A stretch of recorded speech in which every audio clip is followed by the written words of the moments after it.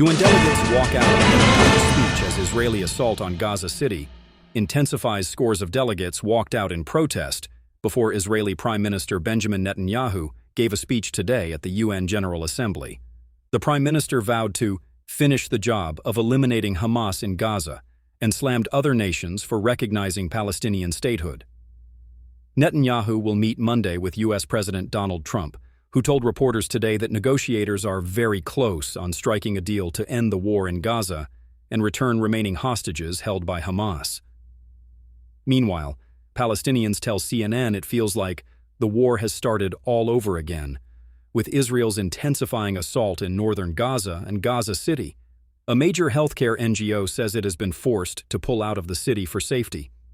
Scores of delegates walked out on Israeli Prime Minister Benjamin Netanyahu's speech at the United Nations General Assembly this morning as the war in Gaza intensifies. Here's what to know today. Netanyahu. After the delegates walked out, the Israeli Prime Minister gave a speech touting his country's operations against Iran and its proxies in the Middle East and vowed to finish the job of eliminating Hamas in Gaza.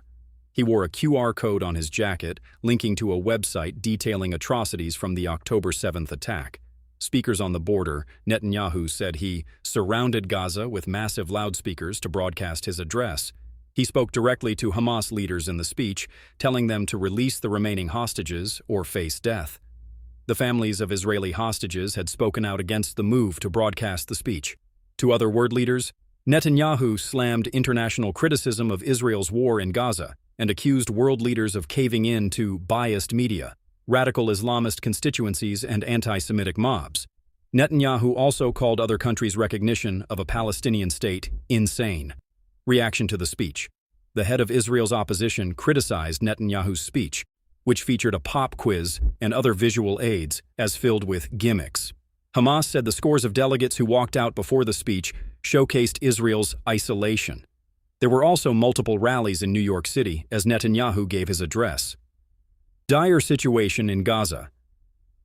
Several Palestinians spoke to CNN about thunderous strikes and shelling that pounded Gaza City and northern Gaza overnight, days after Israel launched a ground assault on the largest city in the enclave.